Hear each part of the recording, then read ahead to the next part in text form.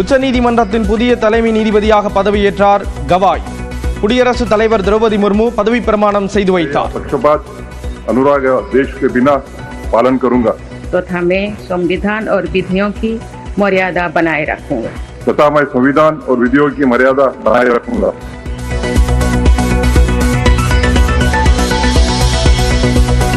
பொள்ளாச்சி வழக்கில் எவ்வளவு செல்வாக்கு இருந்தாலும் குற்றவாளி தண்டிக்கப்படுவார்கள் என கூறியது நடந்துள்ளது என உதகையில் முதலமைச்சர் பேட்டி.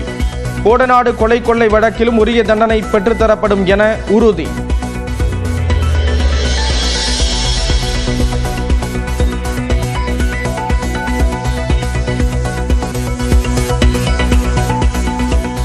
திருநெல்வேலி மாவட்டம் முன்னீர் பள்ளத்தில் திமுக நிர்வாகி வீடு மீது பெட்ரோல் குண்டு வீச்சு.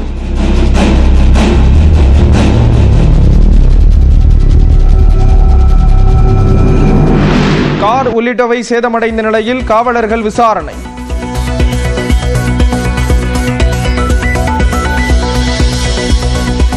உளுந்தூர்பேட்டை அருகே கூவாகம் கூத்தாண்டவர் கோயில் திருவிழாவில் தேரோட்டம் கோலாகலம்.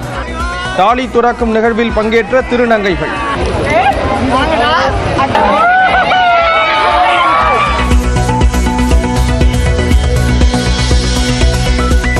திருச்சி அருகே மேலக்கல் கண்டார்கோட்டையில் 2 குழந்தைகளை கொன்றுவிட்டு பெற்றோர் தற்கொலை. காரணம் குறித்து பொன்மலை காவலர்கள் விசாரணை.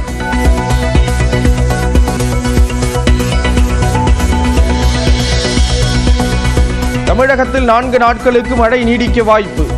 வானிலை மையம் கணிப்பு.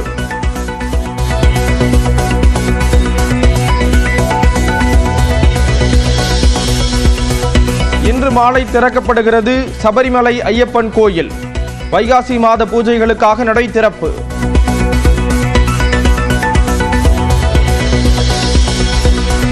நாமக்கல் அருகே தள்ளுவண்டி இட்லி கடையில் தண்ணீர் டம்ளர் தொடர்பான தகராறு.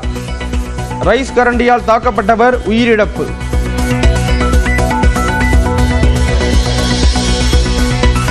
கிருஷ்ணகிரி மாவட்டம் வேப்பனப்பள்ளி அருகே ஊருக்குள் புகுந்த காட்டு யானை.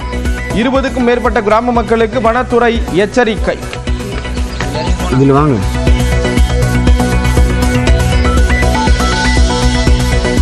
காஷ்மீர், பஞ்சாப் உள்ளிட்ட மாநிலங்களின் எல்லை ஓரத்தில் இயல்பு நிலை திரும்புகிறது. பாகிஸ்தான் அத்துமீறி தாக்குதல் நடத்துவதை நிறுத்திய நிலையில் பள்ளிகள், கடைகள் திறக்கப்பட்டன.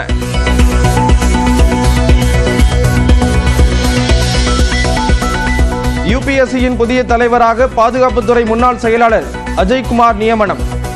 குடியரசுத் தலைவர் திரௌபதி முர்மு உத்தரவு.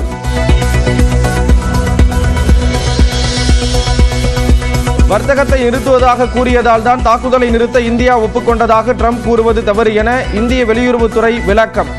தாக்குதல்கள் நிறுத்தப்பட்டதற்கு தான் காரணம் என அமெரிக்க அதிபர் ட்ரம்ப் மீண்டும் திட்டவட்டம். ரஷ்யாவுக்காக இங்கிலாந்தில் வேவு பார்த்த 6 பேருக்கு 50 ஆண்டுகள் சிறை தண்டனை விதிப்பு. பல்கேரிய நாட்டைச் சேர்ந்த 2 பெண்கள் உட்பட 6 பேருக்கு 50 ஆண்டுகள் சிறை விதித்து லண்டன் நீதிமன்றம் உத்தரவு.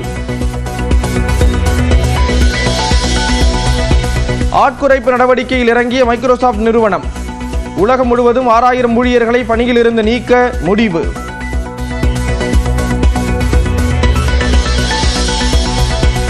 அமெரிக்காவின் மேரிலாண்டில் கனமழையை தொடர்ந்து வெள்ளம். தண்ணீரில் அடித்து செல்லப்பட்ட கார்கள்.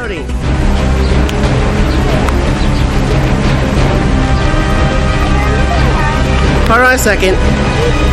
Take a video. சென்னையில் ஆபரண தங்கத்தின் விலை சவரனுக்கு 400 ரூபாய் குறைந்தது. 1 கிராம் 8850 ரூபாய்க்கு விற்பனை. நாட்டின் 52வது உச்சநீதிமன்ற தலைமை நீதிபதியாக BR கவாய்க்கு குடியரசுத் தலைவர் திரௌபதி முர்மு பதவி பிரமாணம் செய்து வைத்தார். உச்சநீதிமன்றத்தின் 51வது தலைமை நீதிபதியாக இருந்த சஞ்சீவ் கண்ணாவின் பதவிக்காலம் நேற்றுடன் நிறைவடைந்தது. இந்நிலையில் புதிய தலைமை நீதிபதியாக BR கவாய் எனப்படும் பூஷன் ராமகிருஷ்ணா கவாயின் நியமனத்திற்கு குடியரசுத் தலைவர் திரௌபதி முர்மு ஒப்புதல் அளித்திருந்தார். அதற்கு ஏற்ப டெல்லியில் உள்ள குடியரசுத் தலைவர் மாளிகையில் BR கவாய்க்கு குடியரசுத் தலைவர் திரௌபதி முர்மு பதவி பிரமாணம் செய்து வைத்தார். अनुराग या देश के बिना पालन करूंगा.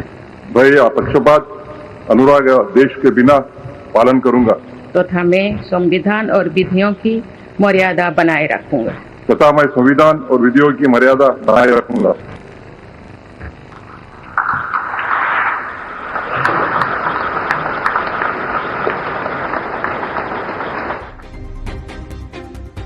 பதவியேற்பு விழாவில் குடியரசு துணைத் தலைவர் ஜெகதீப் தங்கர், மக்களவை சபாநாயகர் ஓம் பிர்லா, பிரதமர் மோடி, மத்திய அமைச்சர்கள் பலர் கலந்து கொண்டனர். மகாராஷ்டிர மாநிலத்தைச் சேர்ந்த பி.ஆர். கவாய் கேரளா மற்றும் பீகாரின் ஆளுநராக இருந்த குடியரசுக் கட்சித் தலைவர் ஆர்.எஸ். கவாயின் மகன் ஆவார். 1985 வழக்கறிஞராக தனது பணியை தொடங்கிய பி.ஆர். கவாய் 2003 ஆண்டு மும்பை உயர்நீதிமன்றத்தின் கூடுதல் நீதிபதியானார். 2005 ஆண்டு முதல் 14 ஆண்டுகள் மும்பை உயர்நீதிமன்றத்தின் நீதிபதியாக பணியாற்றிய கவாய் பல்வேறு முக்கியமான தீர்ப்புகளை வழங்கினார். கடந்த 2019 ஆண்டு மே 24ஆம் தேதி உச்சநீதிமன்ற நீதிபதியாக கவாய் பதவி உயர்வு பெற்றார்.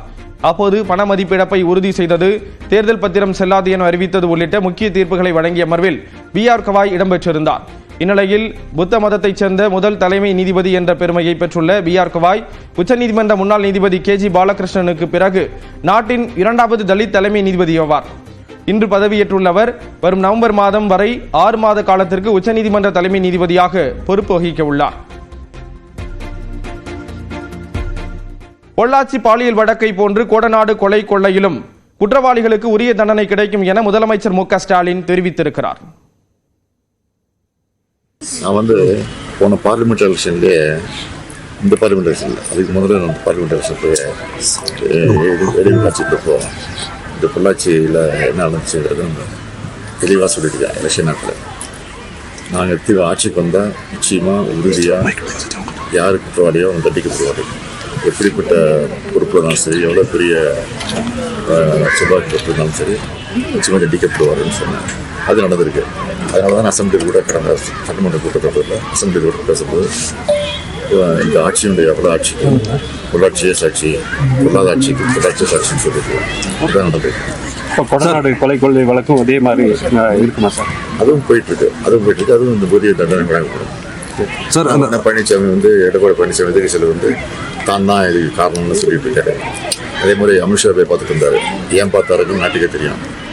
100 நாள் வேலை திட்டத்துக்கு நான் தான் சொல்லிட்டு வந்தேன் அப்படின்னு சொல்லி, மெட்ரோ திட்டத்துக்கு நான் தான் சொல்லிட்டு வந்தேன் சொல்லிட்டாரு. இந்த மாதிரி ஒரு அம்பக்கா ஒரு பொய் நாட்டில் சொல்றது தான் பழனிசாமி வேலையாக இருக்குது. மக்கள் நல்லா தெரியும். செங்கல்பட்டு அருகே கோவில் கும்பாபிஷேகத்தின் போது நல்ல பாம்புக்கு தீபாராதனை காட்டி அதை கழுத்தில் மாலையாக போட்டுக்கொண்டு சிவபெருமான் போல் பக்தர்களுக்கு அருளாசி வழங்கிய காட்சிகள் பரபரப்பை ஏற்படுத்தி இருக்கிறது. வீட்டு விலங்கை போல் நல்ல பாம்பை பயன்படுத்தியது சரியா? வனத்துறையினர் கூறுவது என்ன?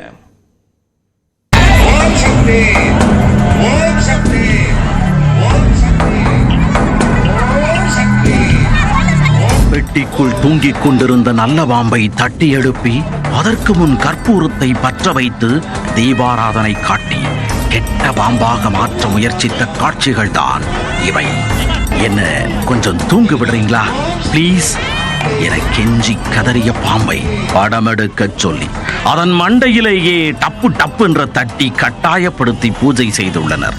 தான் சிவபெருமான் போல் காட்சி அளிக்க வேண்டும் என்பதற்காக நல்ல பாம்பை எடுத்து கழுத்தில் சுற்றி சுவாமிஜி போஸ் கொடுத்த அந்த வேளையில் நல்ல பாம்பு நல்ல மூடில் இருந்ததால் எந்த அசம்பாவிதமும் நடக்கவில்லை. ஆடு, மாடு, நாய், குதிரை போன்ற வீட்டு விலங்குகளைப் போல நல்ல பாம்பை பூஜைக்கு பயன்படுத்தியது சரியா?